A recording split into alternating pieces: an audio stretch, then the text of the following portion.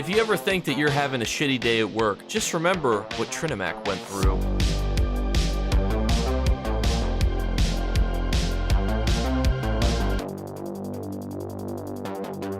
And this item's come from us inside of the Crown Store, so we're going to quickly go through the Crown Store just because there's a mammoth on here. A lot of people are excited for the mammoth, so might as well talk about everything that's on here. So you're going to be able to get a camel lizard fire guy. He's going to be on sale. Fantastic. Love that.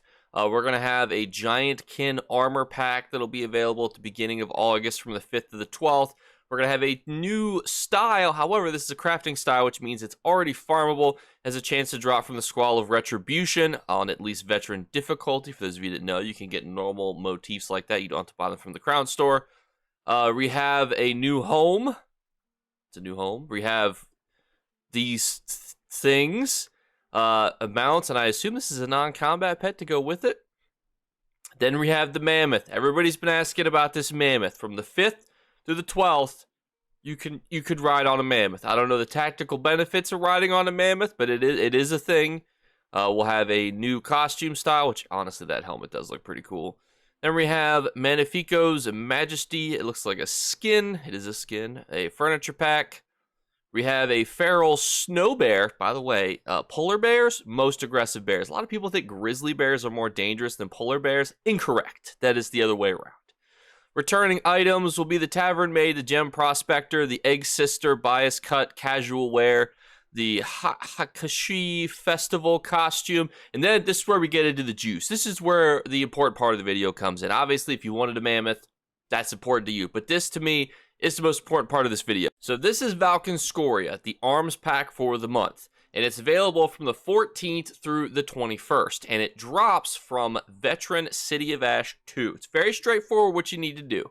So, the matching mask will have a chance to drop from the final boss in Veteran City of Ash 2, and the matching shoulder can be purchased from Gilleron, the Redbeard, for 50 undaunted keys, or has a chance to drop from Gilleron's mystery coffer for 1 key. Having the achievement of World on Fire increases the drop chance of both of these items, and both of these items sell for a good amount of money, and they are a ridiculously easy farm. When you think of hard dungeons, City of Ash 2 does not come to mind, meaning that everybody is able to farm this item, and this item is pretty valuable. For context, this is where it is on PC currently, with a mid price of 8.8 million and a max price of 10 million. Granted, there are low listings, but you have to remember is that generally that's what happens to monster masks, because if it looks cool like it does, people are going to buy it, and then therefore, by the time it's farmable, again, it's going to have a really good value attached to it. And obviously, it's not going to be worth nearly as much on Xbox or PlayStation because inflation is a lot lower. It's probably going to be worth closer to like 1 to 2 million,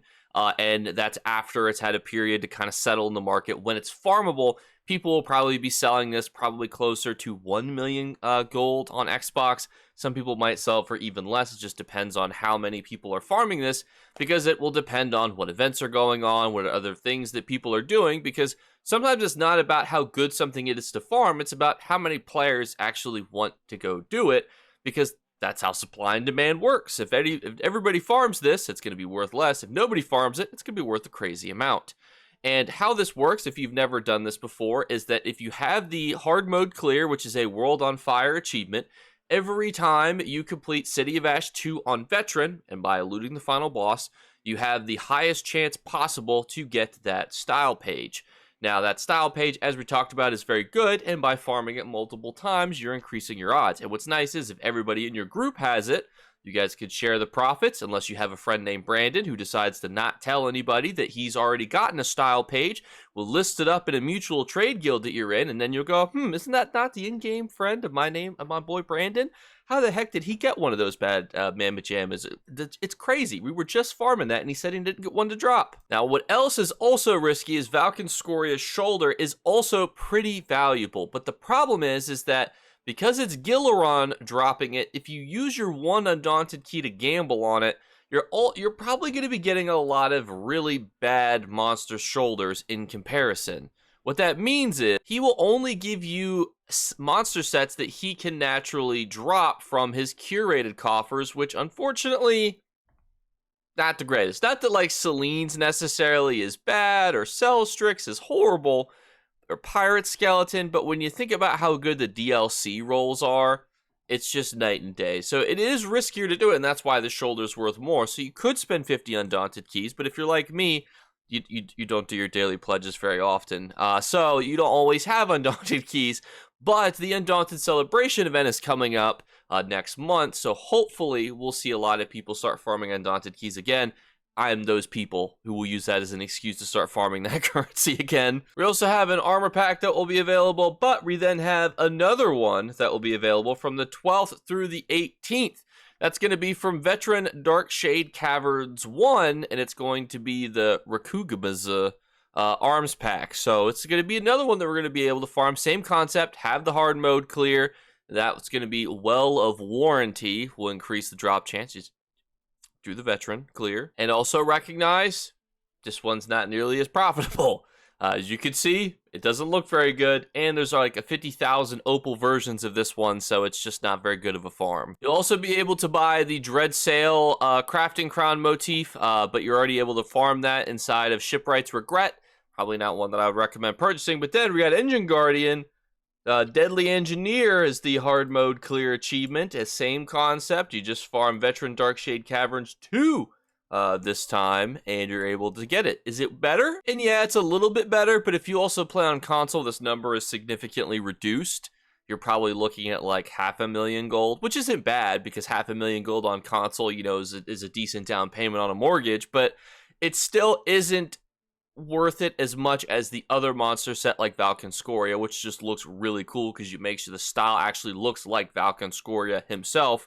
So it's very cool versus here, you're just like, just a generic Dwemer mask. Then we have our Sea Giant motif. That one already drops from Kind's Aegis. And then the one below that is the Mercenary motif, which ironically drops from using your Undaunted keys to buy random items. So you actually can get the Mercenary motif by doing that any time of year. That's just when they're going to be on the store. We have Unfeathered Crown Crates, which you can get this little hooligan.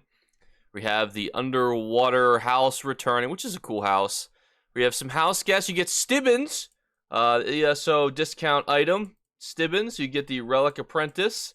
You get some more furnishings. This is all your underwater stuff, including your music box, Never Fall, Never Die.